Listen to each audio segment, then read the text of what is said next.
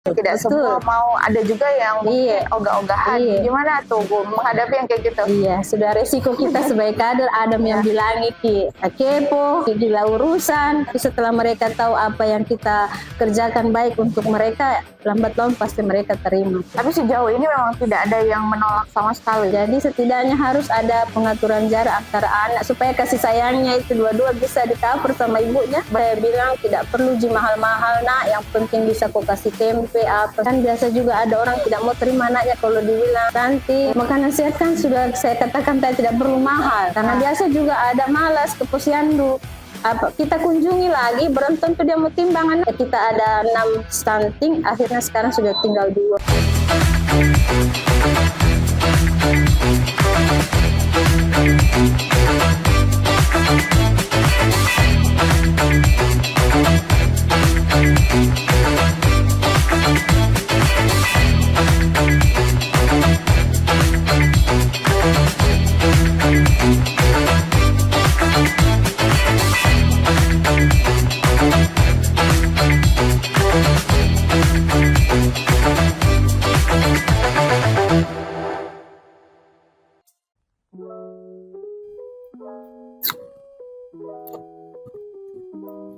Halo, Assalamualaikum warahmatullahi wabarakatuh. Anda kembali menyaksikan rubrik Bapak The Corner, tentunya bersama saya Elsa.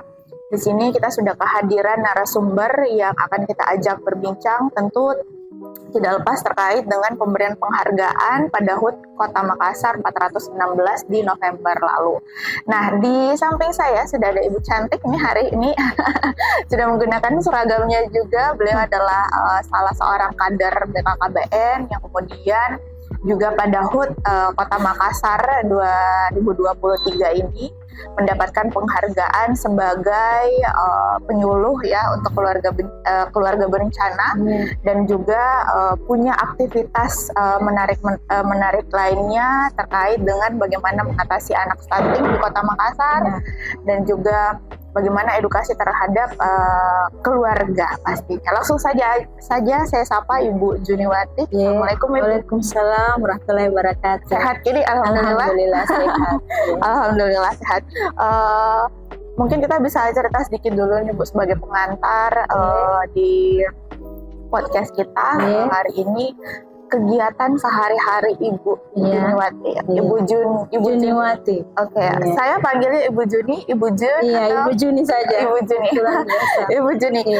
Kegiatannya sehari-hari sebagai mungkin tadi dijelaskan sebagai kader BKKBN, kemudian juga kader posyandu ya. Seperti apa Bu sehari-hari?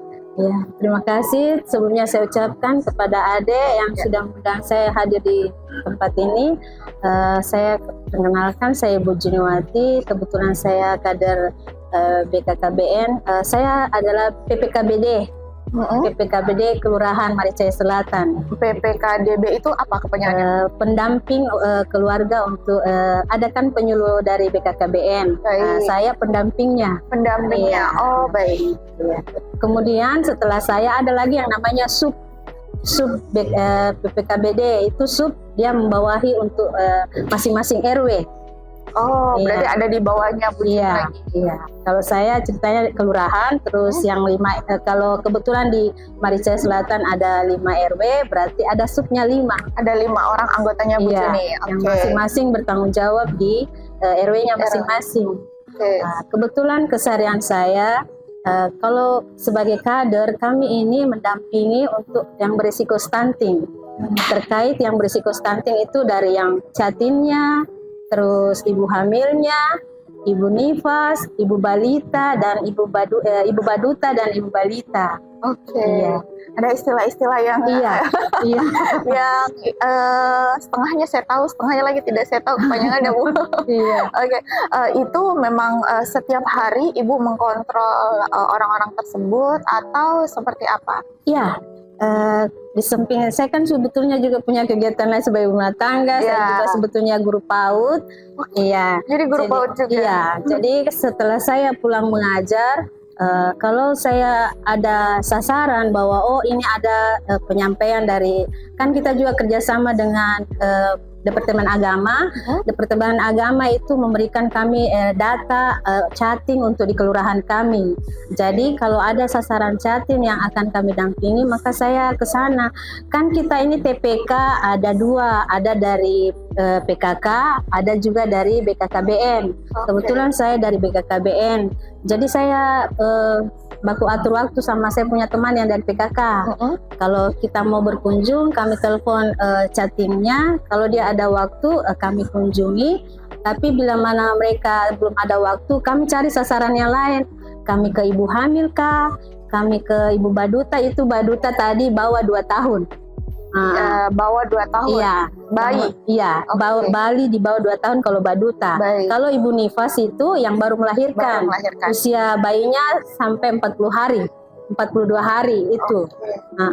Terus kalau yang balita sampai 5 tahun. 5 tahun. Iya.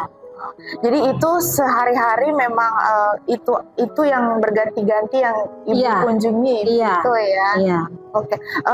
Nah, akhir-akhir ini atau kita berkaitan dengan penghargaan ini, kalau di sini dijelaskan bahwa Ibu Juniwati ini sebagai kader pengendalian penduduk dan keluarga berencana, yang juga mendapatkan apresiasi sebagai tenaga lini lapangan terbaik tahun 2023 dari BKKBN Sulsel. Dan kabarnya tadi baru-baru ini itu diberikan bulan 9 kemarin. Betul. Itu gimana prosesnya dan apa yang kemudian menjadi aktivitas atau kegiatan Ibu Juni sendiri sehingga bisa sampai kepada peraih penghargaan? Iya, di samping tugas kami untuk mendampingi sasaran kader, sasaran stunting, kan sebelum ada stunting ini kita cuman fokus ke pendampingan KB.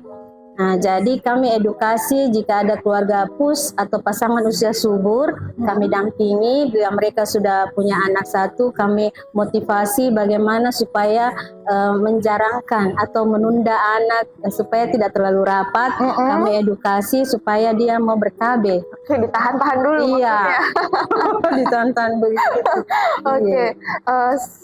Terus setelah itu? Iya, selain itu kami juga mengadakan penyuluhan untuk remaja, bagaimana reproduksi yang bagus supaya anak-anak remaja kita kan tidak ingin seperti banyak yang kejadian itu kawin hamil di luar nikah jadi kami itu membuat suatu penyuluhan.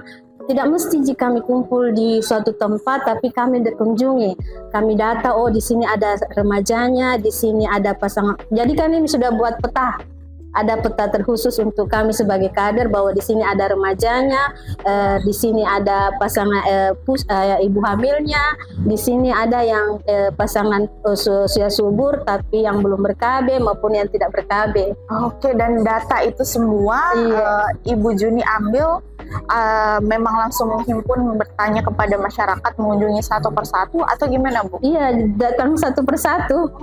Jadi datang mengunjungi satu persatu rumah. Iya, jadi satu kelurahan itu harus kita kenal, kita punya warga.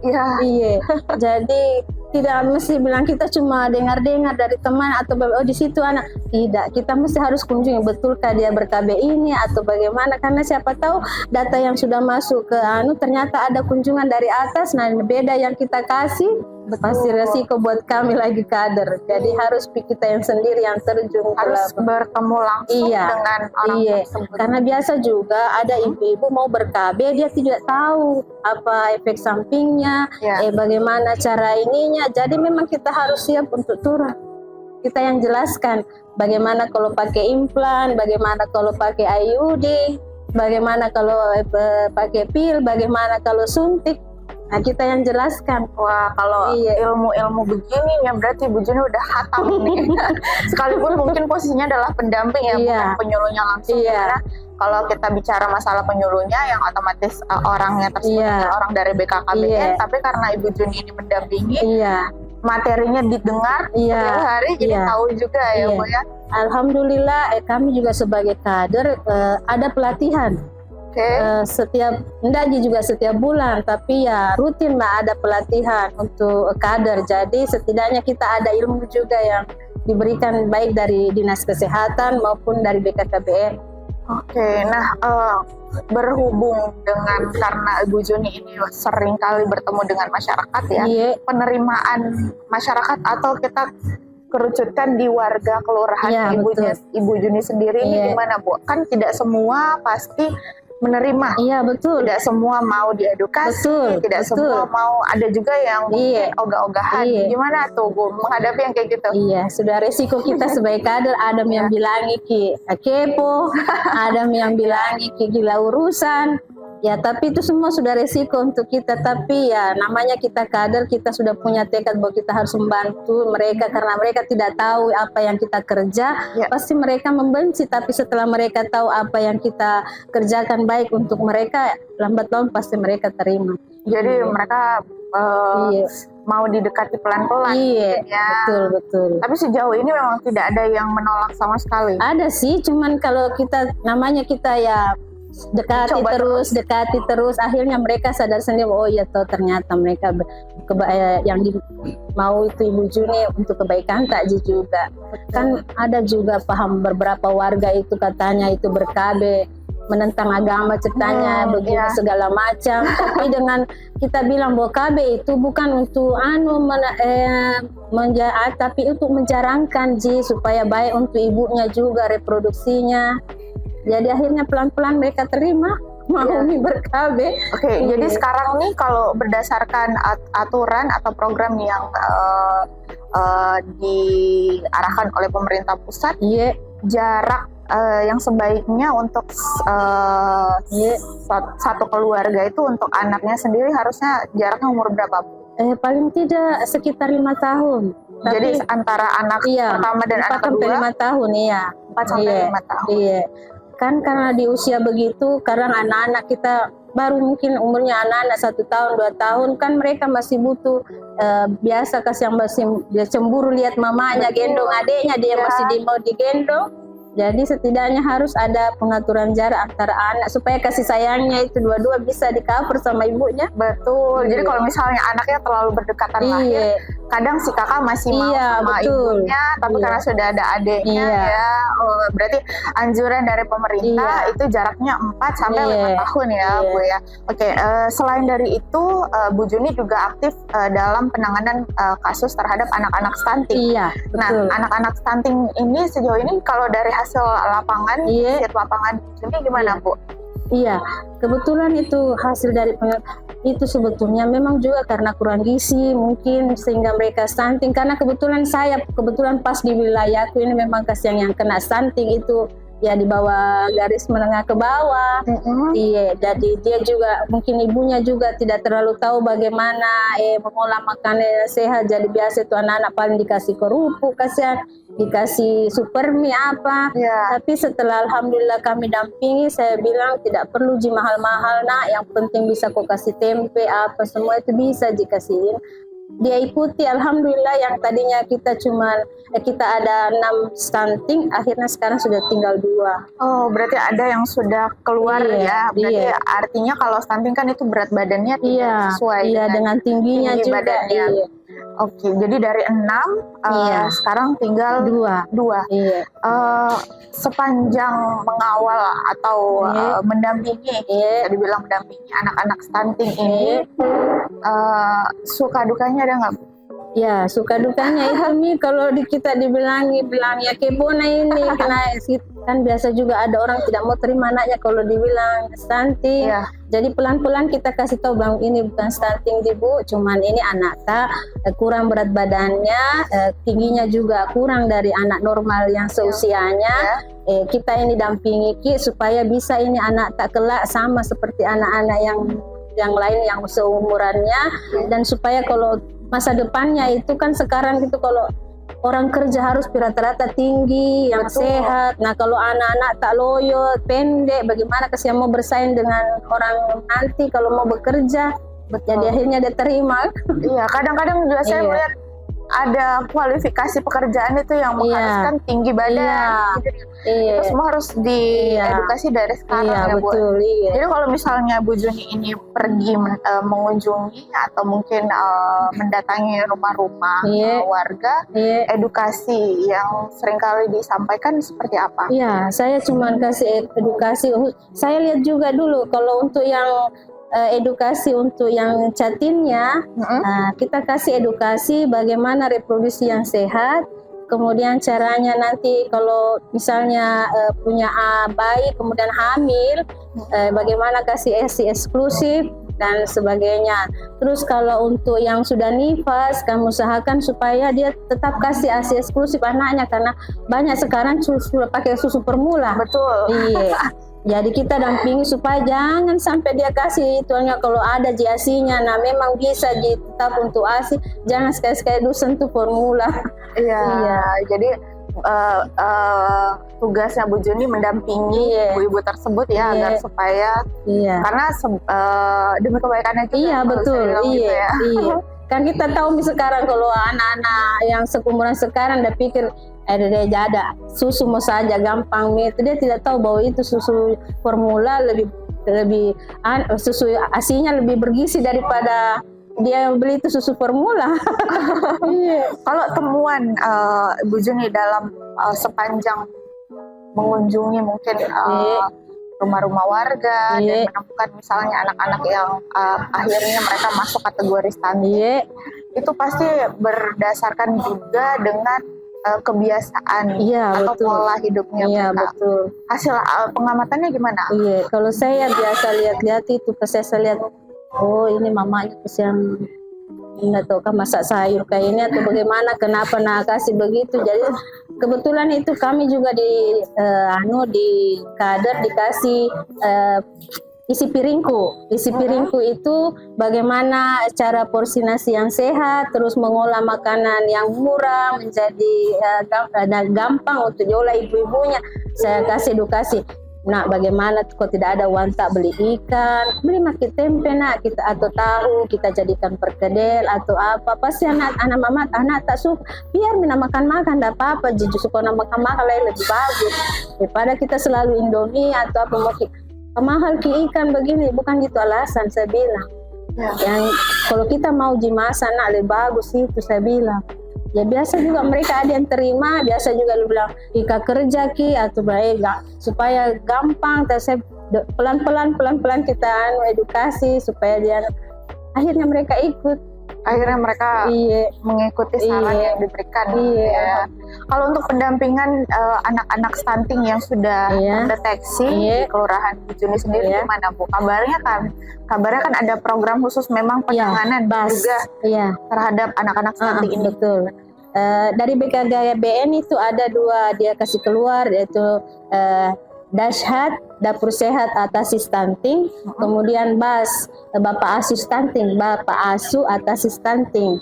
Jadi kebetulan kami juga itu kader di awal-awal sebelum, kan tadinya kami yang masak untuk anak-anak stunting, kemudian itu bahannya gantian, entah dari Pak Lurah kah, entah dari RT atau tokoh-tokoh masyarakat, kemudian kami masak, kami antar ke anak-anak stunting yang berisiko. Tapi setelah adanya Nusifera ini, Nusifera yang kelola untuk anak-anak stunting dan kami tinggal mengantarkan.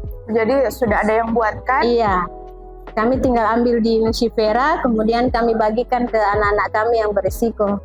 Oke, dan itu diberikan selama berapa lama? 3 bulan. 3 bulan? Iya, 3 bulan.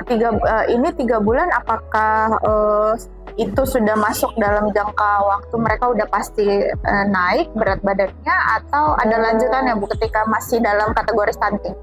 Kan yang saat ini kami baru berjalan sekitar sebulan.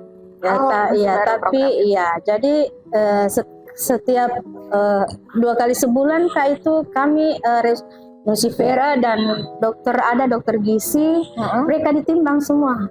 Adakah yang kurang ataukah ada yang naik? Kalau ada yang kurang ditanya kenapa bisa turun. Terus kalau yang naik ya kita kasih respon pujian apa dan sebagainya. Terus anak yang turun timbangannya kami cari gali apakah ini anak makan makanannya yang diantarkan atau bagaimana. Jadi tetap dikontrol Iya, juga betul, ya. iya. Wah, ini luar biasa Muli sebenarnya pekerjaan Ibu Juni ini setiap hari selain dari Iya. mungkin juga sebagai guru PAUD. Iya. Ternyata selesai Iya. mengajar juga Iya, antar siang-siang manunya nasi, iya makanannya. kan udah masuk musim hujan Bu ya, lebih Iya, betul. hati-hati lagi dalam Iya, betul. kontrol ini ya. Iya. Oke, kita ke penghargaannya. Ini Iya. kan kemarin Ibu Iya. Juni menerima penghargaan di HUT Kota Makassar selaku Kadar Pengendalian Penduduk dan Keluarga Berencana. Nah, boleh diceritakan sedikit ini perjalanan sampai akhirnya Ibu Juni terpilih menjadi peraih penghargaannya gimana Bu? Apakah memang langsung dihubungi atau mungkin kan Ibu Juni bukan satu-satunya kader Iya, yang betul. terlibat di Iya, BKKBN betul. ya, pasti Iya. ada banyak saingan-saingan juga Iya. pastinya. Iya, sebetulnya kalau dicerita ya saya juga mungkin kaget. Kenapa bisa saya? Tapi ya namanya karunia Allah ya, alhamdulillah saya sangat bersyukur. Tapi kan prosesnya itu katanya saya dengar masing-masing kelurahan itu mengajukan dia punya kader-kader ini yang ceritanya yang bisa diajukan kan. Kemudian saya tidak sangka itu tiba-tiba 2 hari atau 3 hari sebelum hari H itu ditelepon dari Bapeda. Oke. Iya, dia bilang, Bu, kirim foto KTP tak, karena kita terpilih jadi kader ini untuk sosial kemasyarakatan. Saya tidak percaya, saya bilang, tidak salah Ciki Pak ini. Dia bilang, maksudnya Bu, kita yang betul Ibu Juniwati kita. Bilang, oh iya Pak saya betul Ibu Juniwati. Bilang, iya Bu kita itu. Saya bilang, alhamdulillah. Jadi saya kirim itu KTP. Bilang nanti kalau hari hari Kota Makassar HUT yang ke-416 nanti kita Bu ada undangan tak nanti kita tampil di sana. Ya alhamdulillah Pak, terima kasih untuk Pak Wali Kota yang sudah kasih apresiasi untuk kita. Tapi sebetulnya saya juga belum percaya waktu itu. Nanti sebetulnya ada undangan saya pegang baru saya percaya. Ya alhamdulillah saya betul ini. Nanti kita kasih lihat Bu di sini ada fotonya Ibu Juni menerima penghargaan itu pakai baju bodoh. Itu memang karena pada saat hari ulang tahun Kota Makassar semua yang diundang itu diwajibkan menggunakan baju adat. Iya, saya sampai pegang itu undangan saya baru itu saya Jini betulkah? Tapi saya bilang mungkin saya ini karena ada nama aku. Sudah ada namanya di piagam penghargaannya. Nah, selanjutnya setelah penerimaan penghargaan ini Bu, kira-kira apa kemudian yang menjadi harapan Bu Juni ini terhadap ini kan otomatis secara tidak langsung penghargaan tersebut adalah apresiasi pemerintah Kota Makassar karena keaktifan Ibu Juni, kemudian karena turun ke lapangan juga secara aktif mendampingi anak-anak yang stunting. Adakah harapan-harapan yang mungkin mau disampaikan kepada pemerintah Kota Makassar, Bu? Silakan. Terima kasih. Saya kembali bilang terima kasih untuk pemerintah kota serta Pak Wali yang telah memberikan kepercayaan pada saya untuk anugerahnya menjadi kader sosial kemasyarakatan yang terbaik tahun ini. Harapan saya ya setidaknya diperhatikan juga kader. Penting itu. Penting itu. Karena kalau kita biasa juga kadang cemburu kader, kenapa ini Pak Wali sanging RT JRW dikasih naik insentifnya, kasih baru kader juga tidak diperanu. Ya, semoga Pak Wali mendengar bahwa dan harapan yang kedua semoga anak stunting di khususnya Kota Makassar bisa zero stunting 2024. Amin. Zero stunting di 2024. Seperti harapannya Pak Wali, kita sama-sama bekerja untuk sama-sama atasi stunting. Oke, satu lagi Bu. Kasih tips yang paling mudah. Mungkin untuk ibu-ibu rumah tangga ataupun ibu-ibu bekerja agar supaya terhindar anaknya dari mungkin kategori stunting ini sendiri. Yang paling sering mungkin karena ibu kan mendampingi pada saat penyuluhan, ibu juga tahu pasti otomatis sudah ada ilmu yang diberikan terkait stunting. Silahkan. Tips saya untuk anak ibu-ibu yang punya anak balita, anak itu adalah masa depan kita, harta yang tidak ternilai harganya. Jadi sesibuk apapun kita harus meluangkan waktu untuk anak kita, perhatikan makanannya, kesehatannya, dan juga apa yang dia butuhkan. setidaknya kita ada waktu tersendiri untuk mereka. Oke, Iya. jadi perlu diperhatikan makannya, Iya. kesehatannya Iya. ya Bu ya. Itu Iya. untuk terbebas dari kategori stunting. Iya. Banyak juga sebenarnya orang tua yang berpikir seperti tadi dijelaskan. Jadi bahwa kalau saya mau anak saya makanannya sehat, Iya. kayak 4 sehat 5 sempurna, itu butuh biaya Iya. besar. Itu gimana Bu? Iya.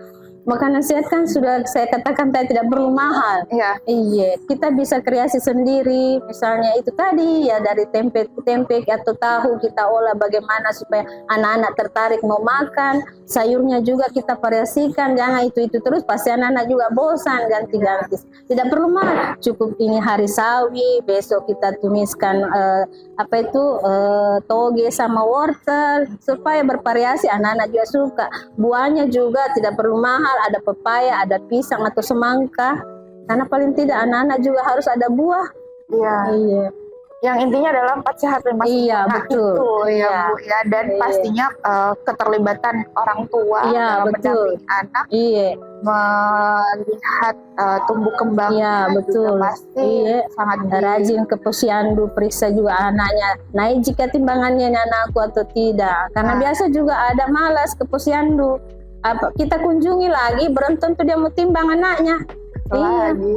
Mungkin Iya. beberapa orang tua, sebagai saya juga sebagai salah Iya. seorang orang tua Bu, yang kalau misalnya berhubungan dengan timbangan anak itu, Iya. daripada saya kepikiran, Iya. kadang juga saya nggak usah timbang biar nggak kepikiran. Iya. Itu pasti itu banyak harus. temuan kayak gitu kan Iya, Bu ya. padahal itu harus supaya kita tahu, oh anak saya ini kenapa 1-2 bulan atau 2 bulan berturut-turut tidak naik. Kita cari penyebab kenapa ini bisa. Kalau tidak begitu, bagaimana kita mau tahu anak ini naik timbangannya atau sehatkah ini anak atau tidak, kalau dia tidak pergi. Jadi itu saya tadi bilang, dari kesadaran orang tua juga perlu ditumbuhkan. Iya. Baik, itu tadi ya. Jadi sangat penting sebenarnya Iya. peran orang tua Iya, yang betul. paling penting di sini. Iya. Karena kalau anak-anak ya taunya kalau bukan orang tuanya yang Iya. menggerakkan, Betul. ya siapa lagi? Iya. Kalau Ibu Juni di sini kan sebagai pendampingnya aja. Jadi kalau Iya. meskipun Ibu Juni mendampingi, datang tiap hari ke Betul. rumah, kalau dari orang tuanya Iya. tidak sadar Iya, ya. betul. Iya. Nah, ini Jadi harus juga ada kesadaran orang tua. siap. Iya. Baik, terima kasih banyak Iya. Bu Juni untuk sharing-sharingnya Iya. di malam hari ini. Kita juga mengucapkan selamat ya Iya. untuk penghargaan yang diberikan oleh Wali Kota Makassar sebagai salah seorang tokoh masyarakat yang kemudian punya kontribusi nih Iya. untuk pemerintah Kota Iya. Makassar. Sekali lagi saya ucapkan Iya. selamat dan terima kasih banyak untuk bisa hadir di rubrik Bapeda Corner, dan juga nantikan episode-episode berikutnya bersama dengan narasumber kita yang lain. Saya Elsa Dawi pamit. Assalamualaikum warahmatullahi wabarakatuh.